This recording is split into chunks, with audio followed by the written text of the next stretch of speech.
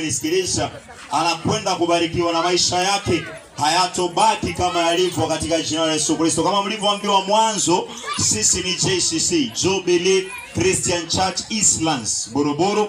Tuko ndani ya Baraka Primary, tukiwa tunahudumu chini ya watumishi wa Mungu Pastor Daniel na Charlotte Murage. Kwa hiyo nakwenda kushiriki neno nanyi kwa kipindi kifupi, na najua kwamba inakwenda kuwa ni baraka. Kitabu cha Luka 15 mstari wa 12. Luka 15 mstari wa 12. Maandiko yanasema ya kwamba yule mchanga ama yule mdogo kati ya ndugu wawili alimwambia baba yake ampe share yake, akaweze kumpa fungu lake la mali ili akaweze kujipanga nalo. Maandiko yanasema ya kwamba yule baba akaweza kugawanya mali yake kwa watoto wake, na alipopewa yule mdogo baada ya muda mfupi, maandiko yanasema ya kwamba alikusanya virago naye akaenda nchi ya mbali. Na alipoenda nchi ya mbali, maandiko yanasema ya kwamba alitumia mali zake zote kwa anasa, na baada ya muda kukawa na ukame katika ile nchi ambayo alienda, na sababu ya ukame ilibidi akaweze kutafuta kazi. Maana hata wale ndugu ambao alikuwa anashiriki na wanasa, hata wale marafiki ambao alikuwa anashiriki na wanasa, hawangeweza kumsaidia wakati ambapo ukame ulikuja, na sababu hakukuwa na nafasi yoyote ya yule kijana kufanya kazi. Maandiko anasema alijipeana akafanya kazi kwa tajiri fulani ambaye alikuwa anafuga nguruwe, na maandiko ananiambia ya kwamba kijana hakuandikwa, alijipeana.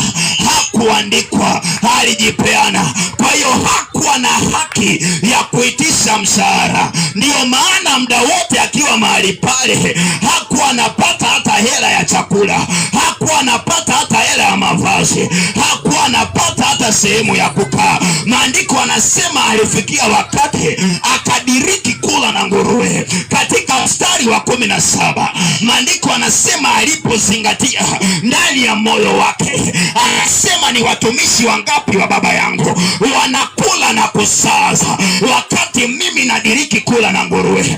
Akasema nitarudi kwa baba yangu nimwambie nimekosea, sistahili hata kuwa mwanao, ukipenda basi nifanye mmoja wa wafanyikazi wako. Maandiko anasema lakini wakati anawaza vile, baba yake alikuwa kwenye lango siku zote akiangalia, akiwaza mtoto wangu atatokea wapi. Alikuwa na ngoja aone mahali ambapo mwanawe atatokea ili kwamba akaweze kumpokea. Najaribu kusema nini mpendwa? Ninaongea na wewe unayenisikiliza, labda uko mahali pale na unanisikia, and you can tell that there is a distance between you and God. Yes. Hallelujah. Maybe there is a distance between you and God. What I want you to understand is that God never left. Mungu hakukuacha.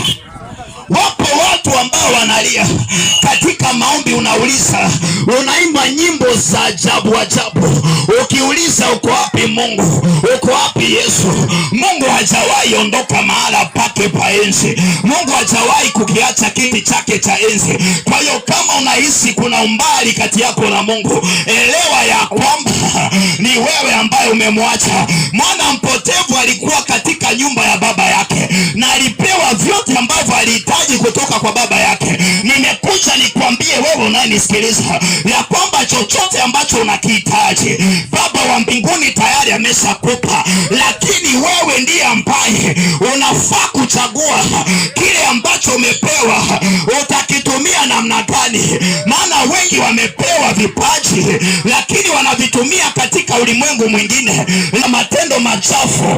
Labda wewe umejaliwa na ushawishi, lakini ushawishi wako ni wa kupeleka watu sehemu ambazo hazifai. Nataka ujue mpendwa ya kwamba Mungu ameumba kila mmoja na kibali ndani yake. Mungu ameumba kila mmoja na kipaji ndani yake. Yule mwana mpotevu alikuwa na gawio lake, alikuwa na fungu lake, but he was not wise enough to understand, how do I utilize this that God has given me? How do I utilize this that that my Father has given me.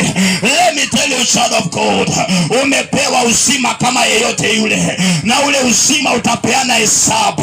You will be accountable of the life that you received from God.